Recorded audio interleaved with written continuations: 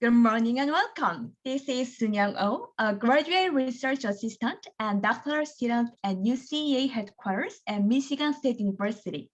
I'm here today to interview Dr. Carol Mullen as a part of our candidacy for the UCA president.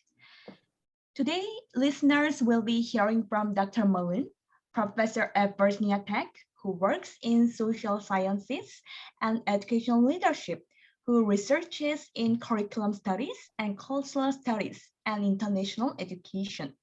She uses equity and social justice lenses in all of her work. Welcome, Dr. Mullen. Let's begin with, Hello, Sonia. yes, hello. Let's begin with the first question. Please tell us about your background and your work as it relates to UCA's mission and goals. I would be happy to, Soon-Young. Hello, PSRs. So we all woke up to great news. Today, October the 11th, is Indigenous Peoples Day, following on the heels of President Biden's first ever presidential proclamation and recognition of Indigenous peoples' resilience and strength, and immeasurable positive impact on American society. So I welcome this opportunity to connect with you and express myself in the spirit of this good news and UCA's commitments to equity, inclusion, excellence, quality, and reflection. Being considered for the UCA presidency is truly an honor. I'm a tenured full professor of educational leadership and policy studies at Virginia Tech and a US Fulbright Scholar alumnus with policy research completed in China, Canada, and Australia. For 22 years, UCA has been my academic home. Since 1999, I've presented annually at the convention. Currently, I'm the president of the Society of Professors of Education, a national organization that runs concurrently with AERA, and I was president of the International Council of Professors of Educational Leadership. In higher education, I served as a college-level associate dean, School of Education director, and department chair. I've been at leading doctoral intensive research universities in different US states. My PhD is from the University of Toronto, which recognized me last year with its Distinguished Alumni Award. Along with my younger siblings, I was born in Halifax, Nova Scotia. We were raised in poverty in a single-parent home, and from a young age, I became the mother to my sister. I'm the only one in the family to have gone to college. A dual citizen of the United States and Canada, I emigrated from Toronto to the US 26 years ago. While earning my doctorate, I was the PI of a grant from a Canadian federal agency to conduct research in maximum security penitentiaries on experiences of education and schooling. Later in the United States, I examined the same sociological phenomenon. In Canada, for years, I taught communications courses in community colleges to populations out of work seeking the credentials to secure jobs. And I conducted grant-sponsored research in K-12 schools through OISE's Teacher Development Center. From these varied life experiences, I came to realize the importance of education and communication for lifting disenfranchised populations, bringing people together around the same mission, and validating different voices and perspectives. I try to reflect this awareness in my interpersonal style and team building approach to leadership, governance, and scholarship. As a faculty mentor with UCEA, I've contributed to the Barbara Jackson Scholars Network and AERA UCA's William Boyd National Educational Politics Workshop and its Researcher Development Program. Within UCA, I've chaired the J.D. Scribner Mentoring Award and William Davis Award selection committees, and I've provided service to AERA's Early Career Scholar Mentoring Seminar and the LTEL Kottkamp Dissertation Award Committee. With almost $5 million awarded in grants, my external funding as PI includes Fulbright scholarships and an Impact 5 grant. My publications focusing on justice, equity, inclusion, mentoring, and policy include 28 books, 241 journal articles and book chapters, many peer-reviewed, and 17 guest-edit journal issues. Articles appear in the International Journal of Leadership and Education, JRLE, Qualitative Inquiry, and numerous other journals. Last year, my legacy edited issue of Mentoring and Tutoring showcased Scribner awardees' groundbreaking work in mentoring, with articles authored by UCA faculty and their students. In 2021, the International Journal of Mentoring and Coaching in Education published my guest edited issue on mentoring and coaching in a pandemic, to which PSRs and other UCA members contributed articles. In 2015, the UCA Review featured my collaborative work on building capacity for minority-serving institutions within a research culture. A diverse body of scholars worldwide has advanced their ideas through my research projects.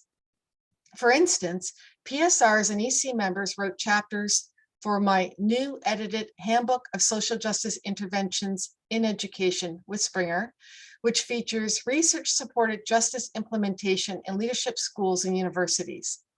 Contributors who are racially and ethnically diverse call for justice through support of social movements like Black Lives Matters, the BIPOC, that is BIPOC project, and resistance to white supremacy, restorative justice and programming in schools, and more. Other recent books of mine also serving as a vehicle of human rights, critical consciousness, and solidarity building in a culture of educational change focus on Indigenous literature and art and education policy.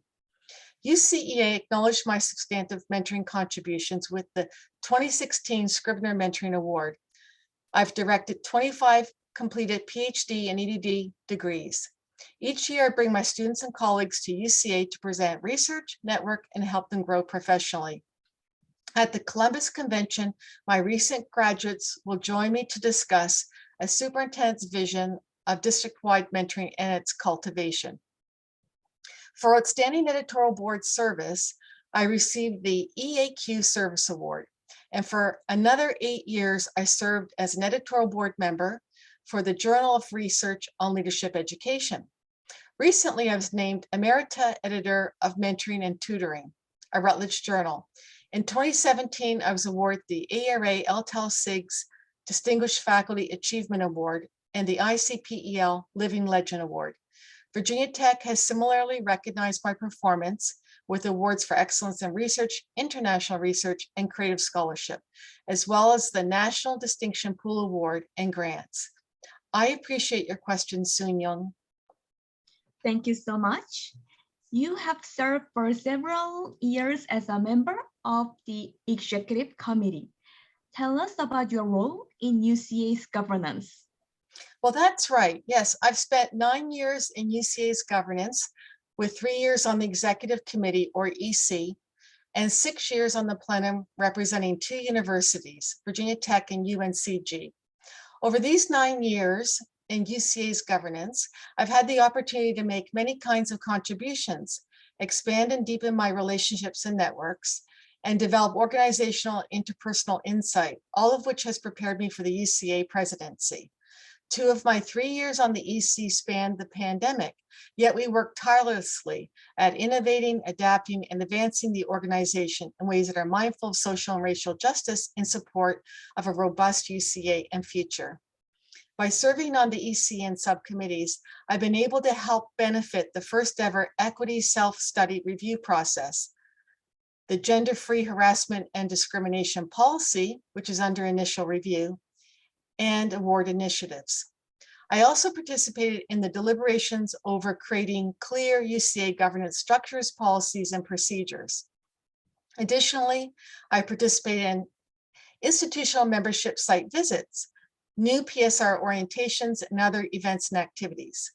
I've made the work a priority, attended all EC meetings, and volunteered for many tasks. About institutional membership site visits, our team led 3 successful such visits, 2 with HSIs. 2 of these were conducted virtually. I supported the EC doing the visits remotely, not wanting to put interested institutions on hold during the pandemic. We did, in fact, adapt the customary practices. By being agile and responsive, UCA was able to expand its membership and further diversify organizationally.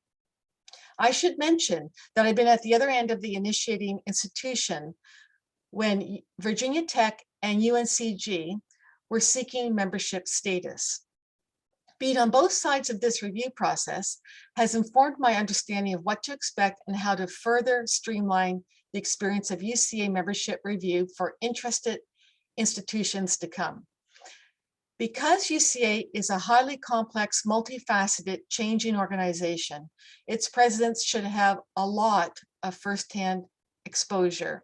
I bring almost a decade of quality, mindful service and governance on the EC and plenum and would want to do well as president. Thank you, Soon-Young. Thank you again. Next, please discuss your scholarship, research projects, teaching, and work service that can inform the work of UCA, particularly as president. Well, I would be happy to do that. Thank you.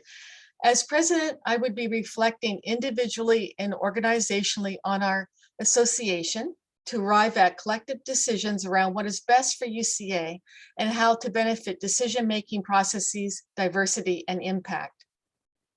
I would want to strengthen structures while enhancing relationships and creating coherence and ensuring excellence. I would also be mindful of fostering healing and community.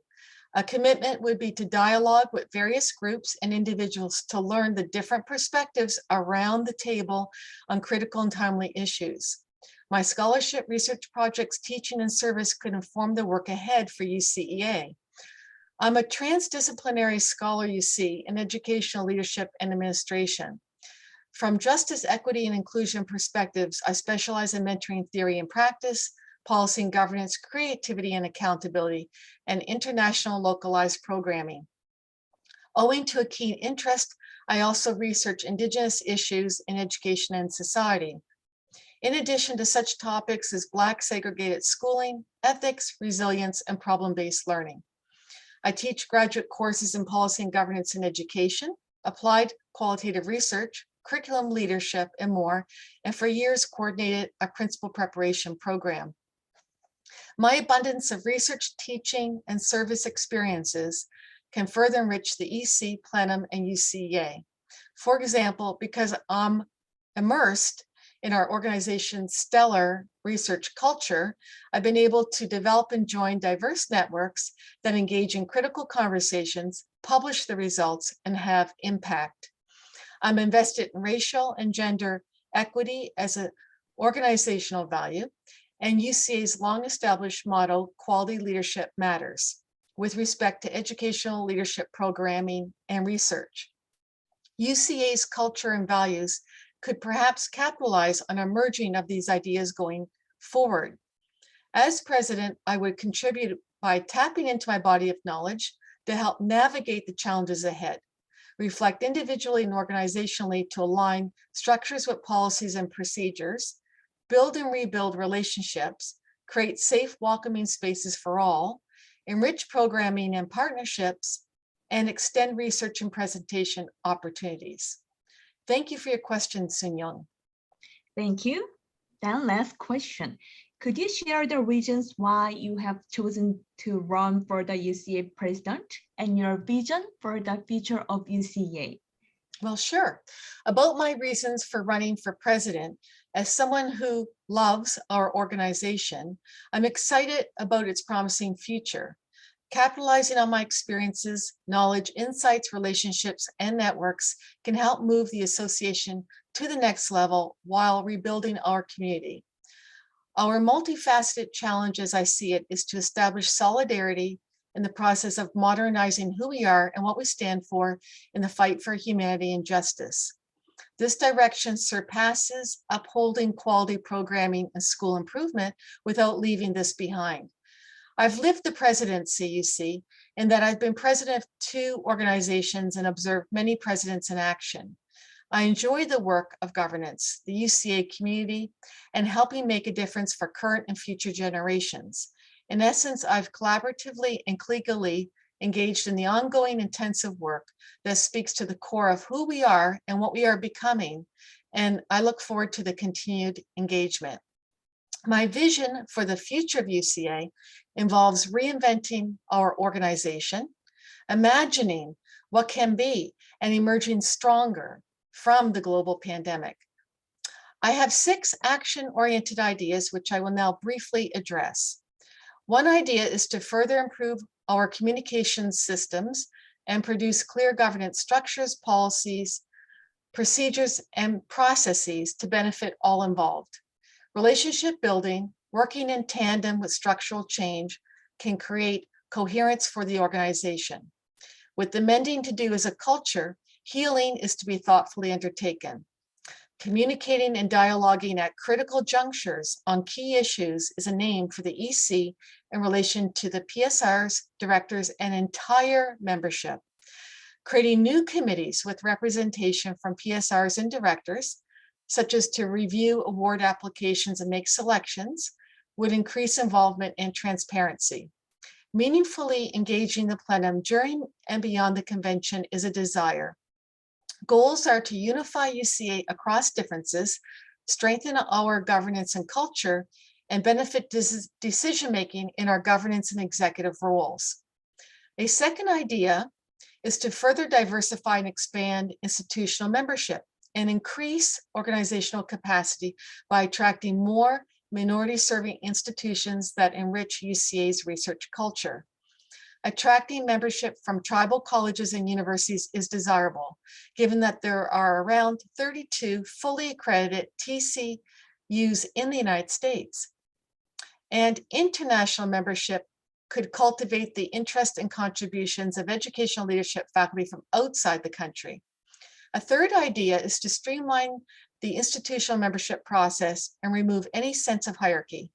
As such, new members seeking UCA membership would be recognized as an institutional member, not as a full or associate member. A fourth idea is to open the executive committee to a wider pool of eligible UCEA members so they can find their place and have influence. An increase in EC numbers could further diversify governance and lead to more candidates being available to serve as UCA president, with greater representation of BIPOC members of the plenum. A fifth idea is to revisit the International Summit and build it anew. For example, through our Fulbright Scholars and other international grants, recognitions, and projects, we have global alliances upon which to draw. To extend UCA's impact, we can capitalize on the partnerships UCA faculty have been forming around the world. A sixth idea is to co-sponsor conventions with other organizations and do more of this around program activities. Yearly, we do this with the AERA. Like many of you, I have solid connections with AERA and other organizations. This generates a win-win situation, and through invitations could attract to UCA folks from sister disciplines of educational leadership, like cultural studies and higher education, which would expand new perspectives on leadership, increase our numbers at the convention, and hopefully involve more graduate students, alumni, and practitioners.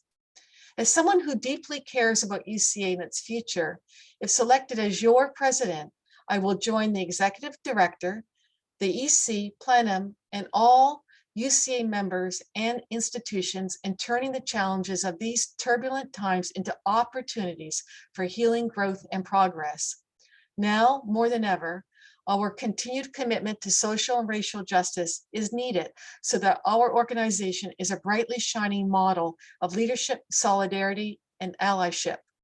My intentions are that we model our ethics, enhance our research culture, and educate for a better world. Another goal is to continue to be recognized as the premier force in educating leaders to assure that schools are high quality, supportive environments in which all students are treasured and succeed. Listeners, I really appreciate your time today. I wish that you have a wonderful time at the convention. It's a terrific program centered around the timely theme, Emerging Stronger, with a lineup of great speakers and new intriguing sessions built in for sharing and gathering. It'll be great to see you in person. If virtually instead, I hope to see you online and enjoying good conversation. If you are in Columbus, though, stop by and say hello. In the meantime, I wish you and your family good health and safe travels. I am grateful you stayed the course of this interview today. Thank you for organizing it, Soon-Young. Have a great rest of the day and week. Thank you. Thank you for your time and thoughtful response, Dr. Mullen. This interview will be archived on the UCA YouTube channel. Listeners can access or share the interview at any time. We also encourage listeners to post comments and questions on this interview in the comment section. Thank you and goodbye.